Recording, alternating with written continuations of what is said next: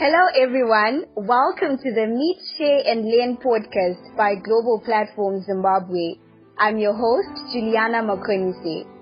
This is a platform where leading experts in different fields get to share their success stories and give advice on how young people can succeed despite contingent environments. In this particular episode, we have a special guest from ActionAid International. She is currently the Learning and Knowledge Sharing Advisor for the Global Secretariat. On top of that, she is so passionate about the growth and development of young people. Miss Precious Gombera, thank you for joining us. You're welcome, Juliana, and thank you for hosting me today. Thank you so much. Okay, let's get right into it then.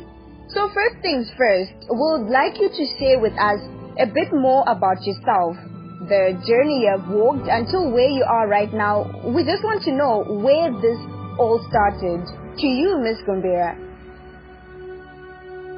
Okay, thank you, Juliana, and it's quite an opportunity to share my story. Which of course I actually am proud to do so.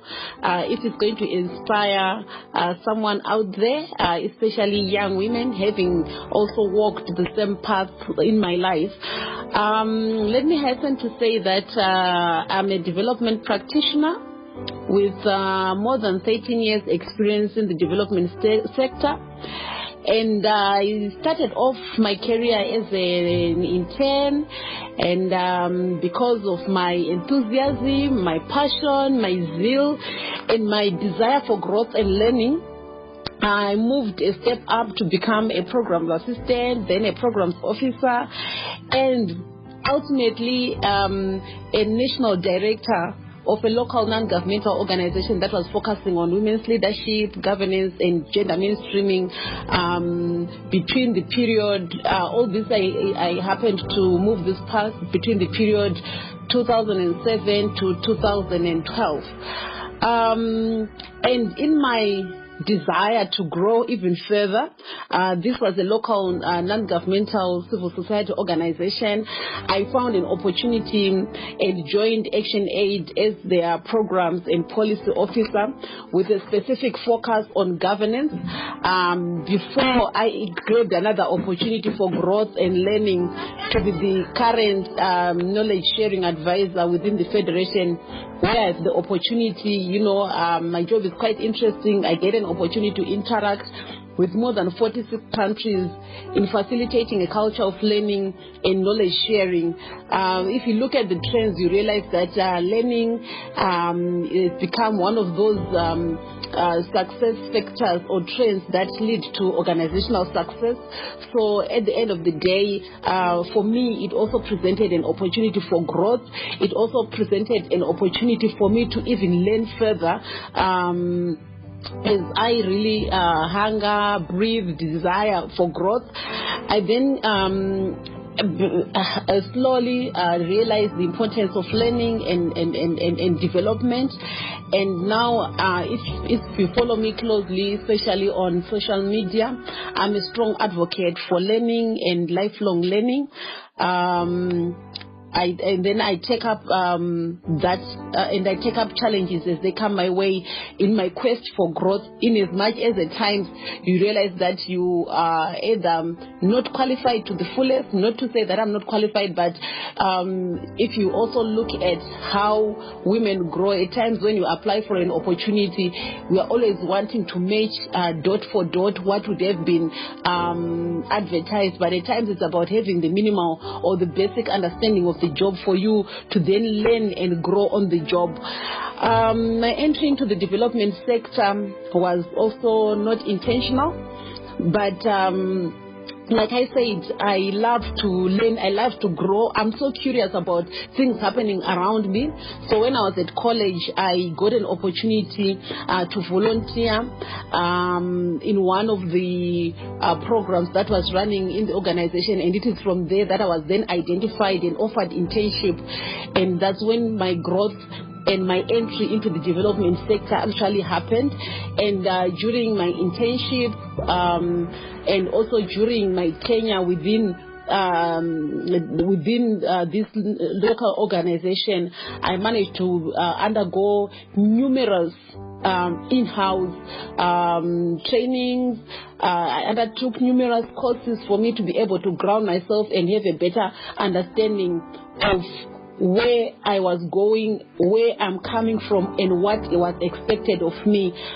This is just to mention but a few of the things that I've managed to grab opportunities in, and also where I've managed to step in as I grow in this career path that I've chosen and that I'm ultimately comfortable with to this day.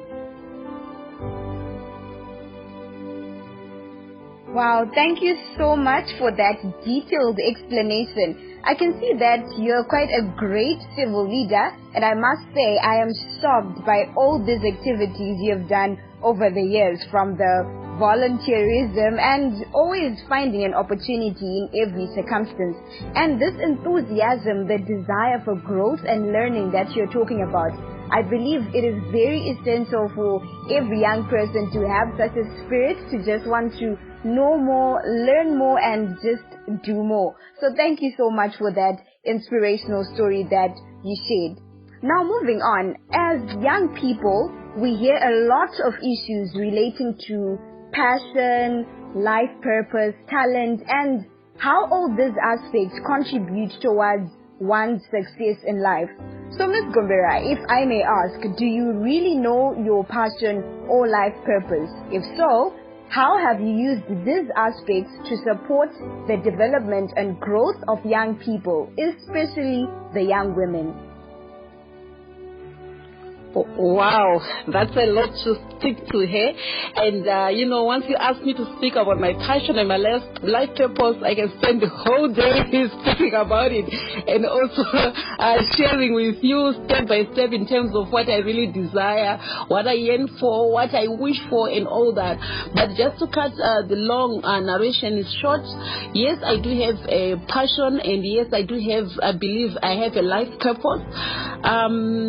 Passionate mainly about young people, especially the growth of young women, and I therefore offer and use my personal life and career story to help support or inspire young people, or especially young women, like I said, to reach their fullest potential. This is mainly emanating from the background that as I was growing up, I never really had a specific person who would really hold my hand to say, you know what, Precious, do this, Precious, avoid this, Precious, these are the opportunities, Precious, this is how you carry yourself, until it was a bit late into my life. So I was kind of walking in a bush, walking in the dark, and, hitting the different walls, and at times, making mistakes and all that. So I learned on my own, and therefore I committed, and I said, you know what, if I'm able to give back to society and give back to young women, the best that I can give back is to pick lessons from the journey that I have walked, and also help other young people, other young women to actually achieve the greater things and more things that I could achieve. And I believe that if I had someone holding my hand during that time, or supporting or offering themselves to support me, I could have maybe, I don't know by now what I would be, but I just had to find the way on my own. So that's why you realize that I'm very passionate about young women, I'm very passionate about young people, and therefore I'm prepared now to really offer my own personal experiences from what I went through to help young women realize their potential, reach their maximum of, or at least the best of what they can be in life. And I also believe that my purpose in life is to use this knowledge, skills, and expertise to help them grab and explore life opportunities. At times opportunities do come to us, and because we don't realize that there are opportunities, or because we look down upon ourselves, or we judge ourselves less against the presented opportunities, we tend to miss out on those opportunities. So at times it requires someone to be there, or someone you can talk to say, you know what, and to encourage you and to actually give you that endorsement to say, you know what, yes, it's there. If you feel like you want to do it, you want to grab, you want to give it a go ahead. And these are some of the things that you can look out for, or from experience, or from the network that I have. This is the person who can help you in terms of understanding further into what you want to explore. So for me, that's why I'm saying, you know, I'm passionate about young people, and to also support and offer my experience for them to explore life opportunities as well. You asked me in terms of what I've done or what I'm doing, or how far I've managed to exercise, or at least see this life purpose and to see my passion through with young people. In terms of one-on-one individual or public offerings of my own personal experiences, I've been more private focused. You know, I identify or I interact with young people or with a young woman, and then, you know, that conversation at times gets us connected, and then from that we continue to have conversation and to end up, you know, having more and more deeper conversation on how they can actually grow themselves, or how they can actually carry themselves, or explore, or learn, or even work towards realizing their potential. I hadn't realized that was what I was doing at some point in time, until someone came up to me and said, Precious, you know what? Every time I talk to you, I feel and I believe you are my mentor. And from that time onwards, I also got continuous feedback around how I interact and provide support and use my experiences or my knowledge and my expertise in terms of helping other young women see how things are rolling out there.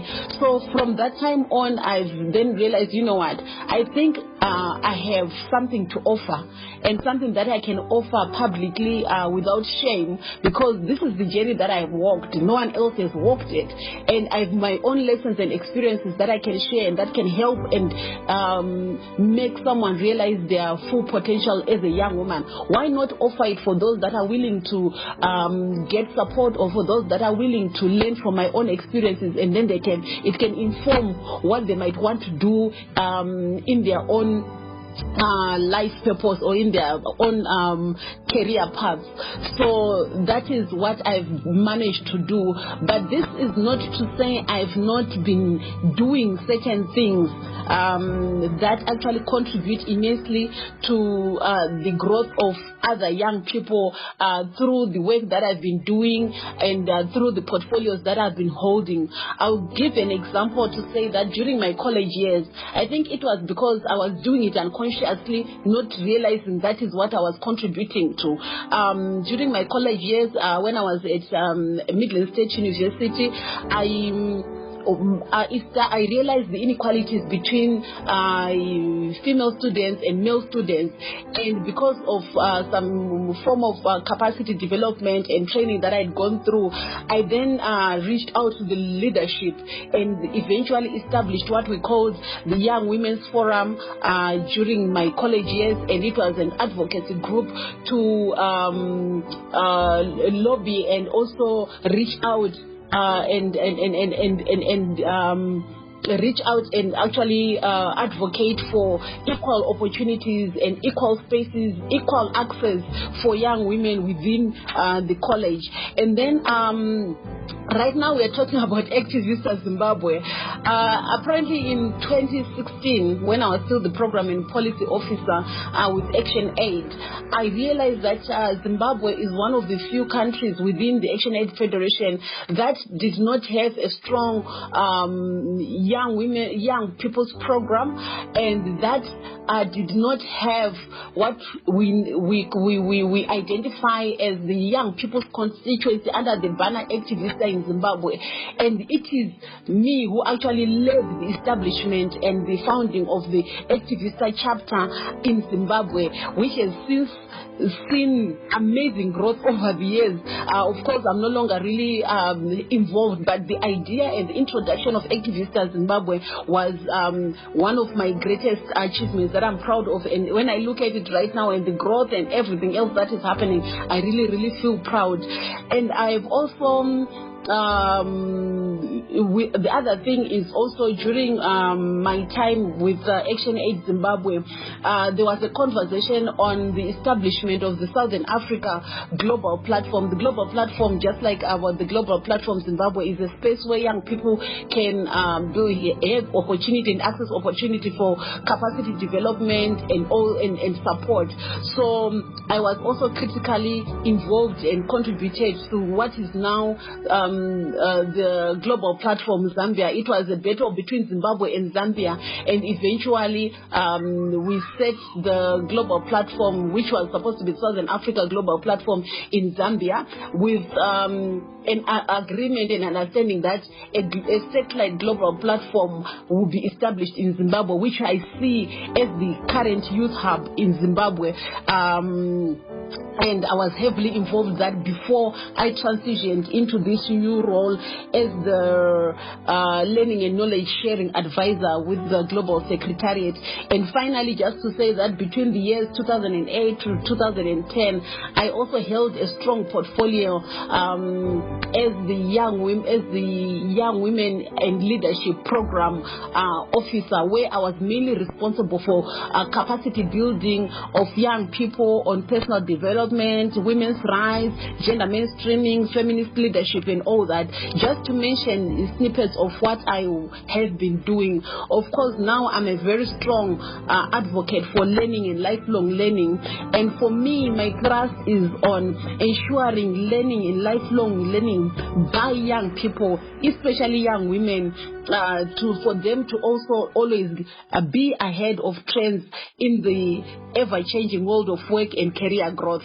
So in a nutshell, like I said, I can go on and on if you ask me to speak about my passion and life purpose, but just to give snippets of some of the things that I've been doing at a personal level and more in the different roles that I've played in my career. This is how I've also effectively contributed. Wow, thank you so much for that detailed and very rich response. I can see that you have had a lot of opportunities that you've had in your past, and you have really utilized them, and they're quite sustainable, because I'm also part of Activista right now, and knowing that you were part of the formulation of such a great movement, it really does inspire me. So thank you so much for that. And looking at your response to the issues of passion and the life purpose, I can see that the realization of your purpose really can change your life, because you were then saying that you wanted to have something that you could offer publicly to people without any shame or any doubt. You really knew that this is what you wanted to do, and you stuck to that. So thank you so much for that response. And as young people, we can now see that it's important for us to also realize our life purposes and our passions, so that we really follow the rightful path and do that which we're supposed to do here on planet Earth. Thank you so much. So now, drawing from your explanation on how you were a gender advocate, right?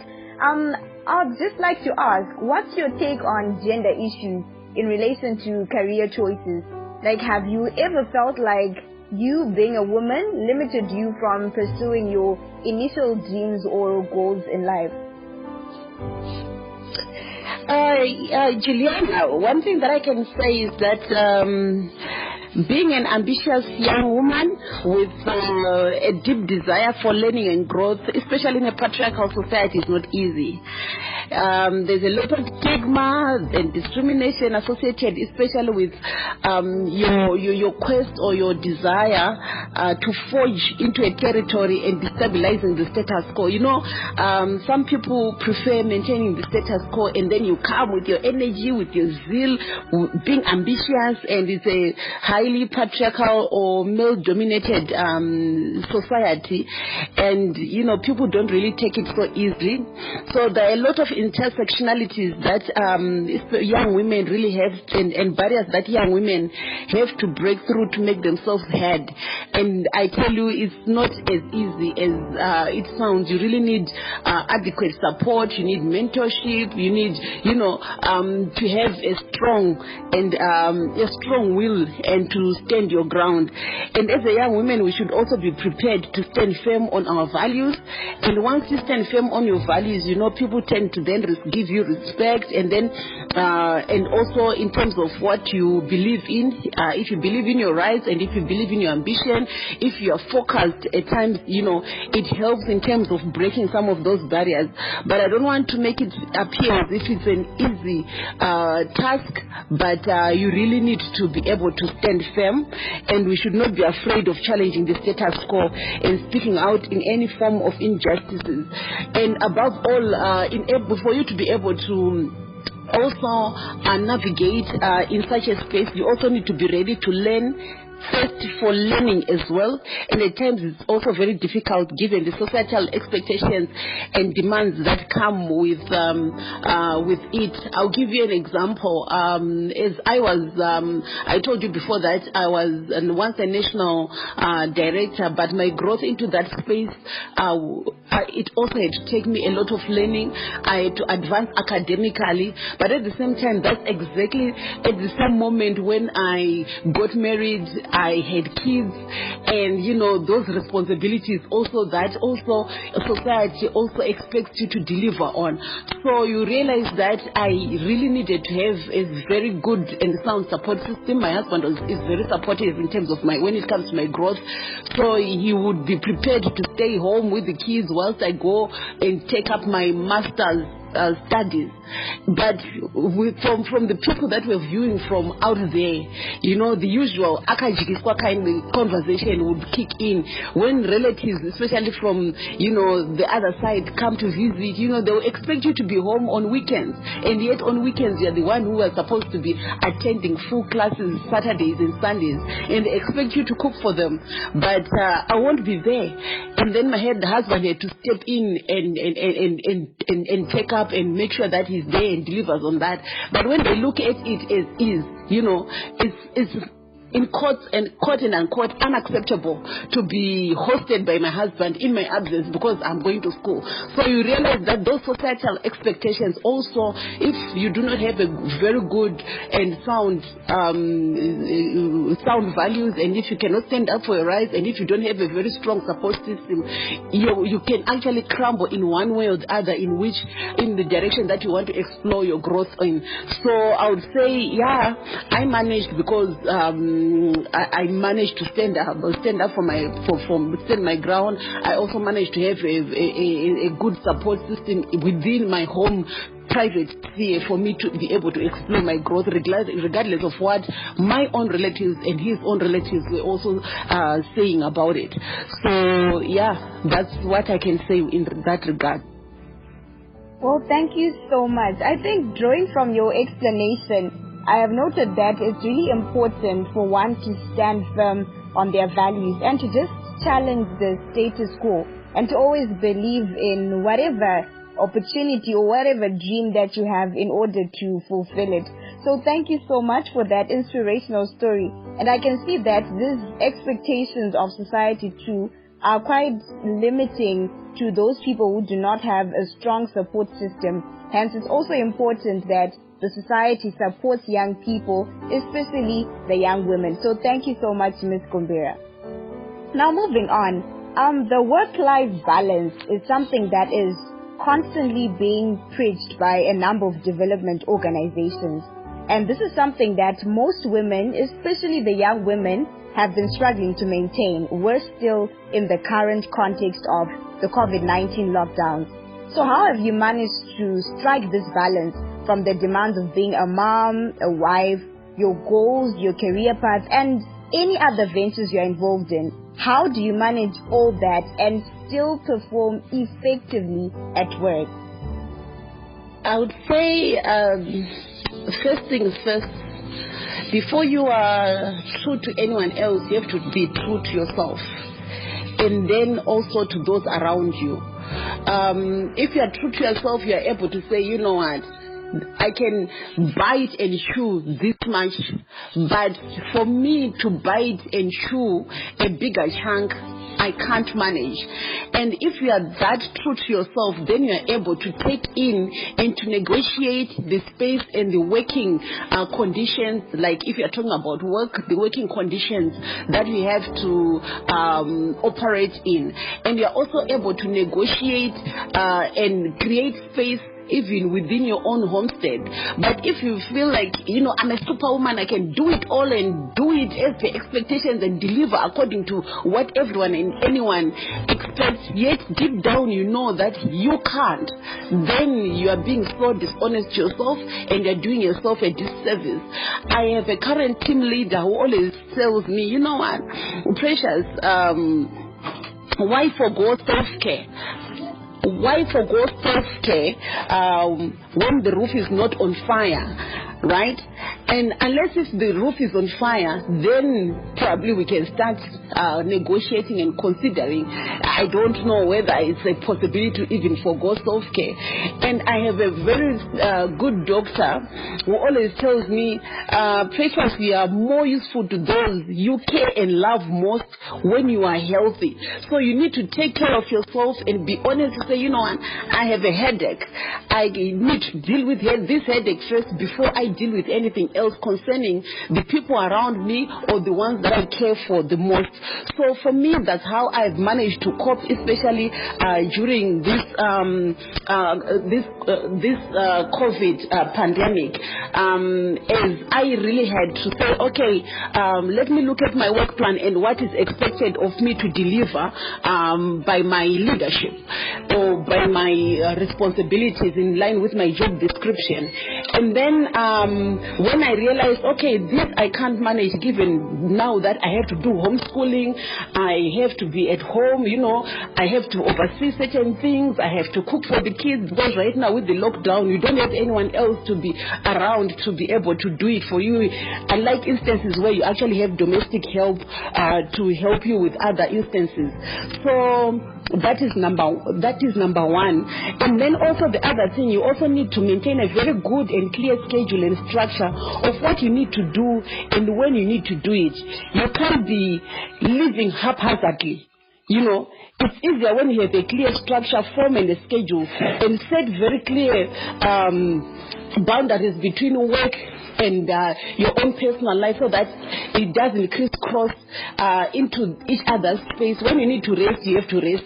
When you need to be working, you need to be working, and your own environment needs to understand those set boundaries. Like for instance, right now, during this COVID pandemic or during the lockdown, I work from home full time from 8 to 5. And they know that, you know, mommy has her door closed, she's working, or she's having meetings, right? And you realize I have a set of twin boys. One of them would come into my bedroom, and because also I have another daughter who's 3, and she doesn't really grasp that, especially in the initial stages. She would come, knock and bang on my door, or even just open my door haphazardly. So the boys then took it upon themselves to say, okay, when mommy starts working, we just take a bedroom key, we lock it from outside, we keep the keys, right? Or they slide the keys through the window or an opening that they can find, and they say, "Mom, there are your keys," and they know they give you that space, and then they go on to do their own things. And when it's time for homeschooling, we agree, we have a schedule. From this time to this time, we do start schoolwork, and we do these subjects, and then this is how we go along. And they know now mommy is free, we can go and play outside, we can do exercises and all that. So you really also need to have a very good clear schedule, structure and form, and also set very clear boundaries that everyone else understands. And you don't set them on your own, mind you. You also have to engage. I engaged my boys to say, boys, I normally work from this time to this time, and we have homeschooling from this time to this time, and you can watch TV from this time to this time, and you sleep at this time and this time. Is that fair? Or how do you want to rearrange all this? And we agreed. And because they were involved in the process, you realize that they give you the space when they know it's time for your space. They claim their space when they know it's time for them to claim their space. And they even set up alarms to remind themselves that, okay, this time around we should be doing this. This time around we should be talking to mom, or we should be doing some form of debate in the house. So that is how I've managed in the current context, with the advice and support, of course, of the leadership in my team, my own family, and also being able to set very clear boundaries. Thank you, Ms. Gombera, for your response. So, Ms. Gombera, the work-life balance is something that is constantly being preached by a number of development organizations. This is something most women, especially the young women, have been struggling to maintain. We're still in the current context of the COVID-19 lockdowns. So how have you managed to strike this balance from the demands of being a mom, a wife, your goals, your career path, and any other ventures you're involved in? How do you manage all that and still perform effectively at work? Okay, thank you very much, Juliana, once again. One thing that I would want to say is that you can only be able to strike the work-life balance, firstly by being true to yourself before you are true to anyone else. If you are true to yourself, you are then able to know what is within your capacity to bite and chew, rather than just being the superwoman, super everything. You know, at times you have to know that, you know what, around my work, this is how much I can bite and chew at a time, and around, you know, the work within the home, this is what I can manage and can actually, you know, do, and be able to then use that understanding of yourself to negotiate your space or to claim your space and stand your ground. I have a team leader that I'm currently serving under. You know, ActionAid is one of those organizations that also preaches and encourages work-life balance. And every time, you know, at times I push myself so hard. If I decide to work, I work, I tell you. And I even forget myself in the process. But, you know, she always brings me back to reality and says, you know what, Precious, if it comes to work-life balance, or self-care, to be more precise. Why forgo self-care if the roof is not on fire? Unless the roof is really on fire, and is really, really, really on fire, which is very rare, that's when maybe you can negotiate with yourself in terms of maybe putting aside self-care to deal with the fire, and then go back and, you know, resume or take care of yourself in the aftermath. And I also, every time I visit my doctor, at times I go to my doctor when it's a bit too late, it's slightly later than I should have gone. And the piece of advice that always sticks to my mind, and that he always gives me every time I go to him in such a state, is like, you know, Precious, you are more useful to those you care about, those you love about, when you are healthy. So at times you really need to take care of yourself and be healthy for you to be able to fully take care and show love to those that you are concerned about. So you need to make sure you manage and make sure you are in good standing if you are going to be able to take care of those. Because usually my excuse is like, no, I had to do this for my kid, or I had to do this for other people, and then, you know, I had to first do A, B, C, D before I came here. And then that's the piece of advice that he always gives me. So, and secondly, one thing that I also want to share with young women out there and colleagues out there is that you also need to maintain a good and clear schedule and structure of what you need to do and when you need to do it. You can't just live your life haphazardly, because you can't just live your life haphazardly to an extent that you don't know where you're coming from, you also don't know where you're going, and then you can't just do things because you have to do them. You wake up and you just have to do everything. So it's easier when you have a clear structure, form, and a schedule. A clear structure, form and schedule for you to be able to follow through and know that, you know what, at this point in time, I start my work in such a way, and maintain consistency of what you also would have set up for yourself. And then the third last thing that I also want to share, especially during this time of COVID where we are all working from home, we don't have any specific contractual domestic support that we normally engage. You find that it's important when you are working from home to really set clear boundaries between when you are working, when is family time, when is homeschooling time, and also agree with those that you live with in terms of, okay, right now I'm having meetings, right now I'm doing work, right now I'm doing A, B, C, D. So it's very, very important for them to understand. I'll take, for example, I'm also supporting my kids with homeschooling, so they know, and we agreed on a schedule for us to be able to manage homeschooling, and for me to be able to manage my work structure. They know what time to play, what time we're doing schooling, and also what time we are cooking together, or we're laughing, or we're chasing each other around the home. So those are the three things that I would want to share with you, and that have also constantly helped me in terms of managing work-life balance, also managing to exercise self-care, as well as also manage to remain sane in all this. So thank you, Juliana, once again. Thank you so much, Ms. Gombera, for your detailed explanation. I think this issue of mental health is actually very critical, because most people don't really prioritize it, and they see it as if it's not that important. But looking at what you have mentioned, I believe that self-care is something that each and every person has to practice and has to prioritize in each and everything. And the issue of also scheduling, like a to-do list or something, and just being organized is important for one to strike a work-life balance. So thank you so much for that. Now moving on, the world is evolving, and it's certain that things might not be the same in the next 15 to 20 years. So, Ms. Gombera, how do you see yourself in the next 10 years? What changes do you plan on making within the growth and development sector? Like I said earlier on, that, you know, I'm a development practitioner with more than the 13 years experience. And I found a niche within the learning and development community.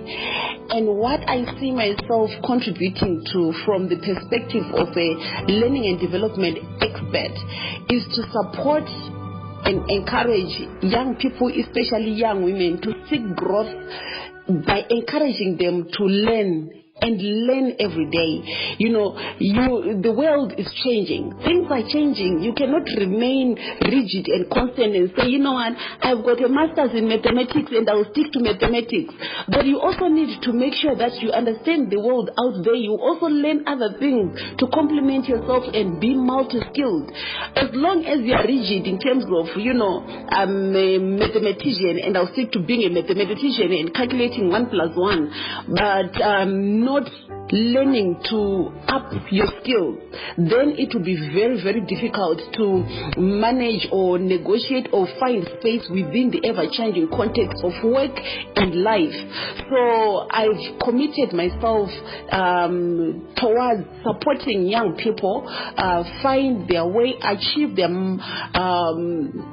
their maximum potential through learning. And I'm more interested in young women given my own experiences and given my own background and now the skills that I'm acquiring.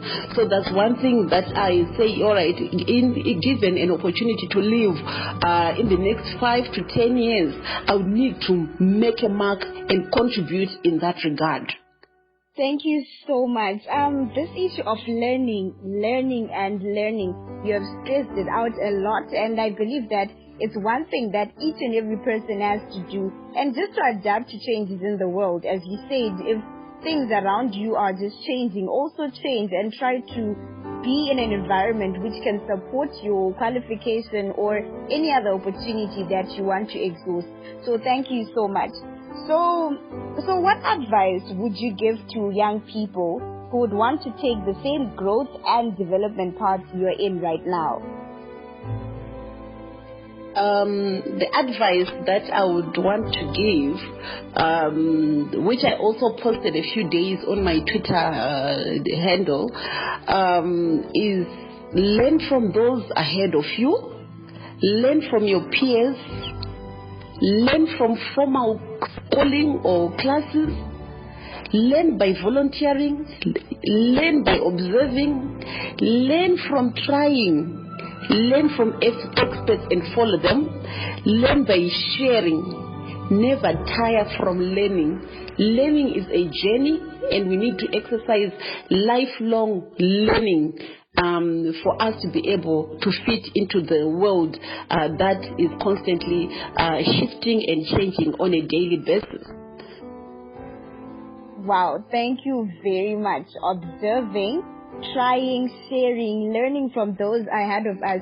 That's something that we really need to do. As I said, learning is something that each and every person should really prioritize. So thank you so much for the advice that you've given us throughout this whole episode. And so as we end this episode, can you please provide some social media handles so that those who would want to reach out to you can do so effectively? Okay, I'll start off with my Twitter handle, which I normally use for a lot of stuff or conversations that are related to growth as well as to learning. And my Twitter handle is Sinikiwe 222, like SINIKIWE, and then 222. And then my Facebook page, which is more personal and more social kind of stuff, is Precious Gombera. And then I also have my LinkedIn space, which I also share some of the things that I observe and learn from. It's also Precious Gombera, which is my LinkedIn account name. So you can also check me out on that. So those are the 3 platforms that you can easily find me, or follow me, or chat with me, or engage me, or even, share your own opinions with me at any point in time, or even reach out to me, and I can always, reach out back to you in case you need any form of me connecting with you. Thank you so much for that. I'm sure all of you have listened to those and you have taken notes. So thank you so much, Ms. Gombera, for taking the time out of your busy schedule to be with us today. The information you shared on the importance of a life purpose, the value of finding an opportunity in every circumstance, and the issue of learning, never tiring from learning, is something that we can take from this constructive and informative piece that you've just given us. So thank you so much, Ms. Gombera, for being with us today. We are truly grateful. Thank you so much, Juliana, and I'm greatly appreciative of the opportunity. Thank you.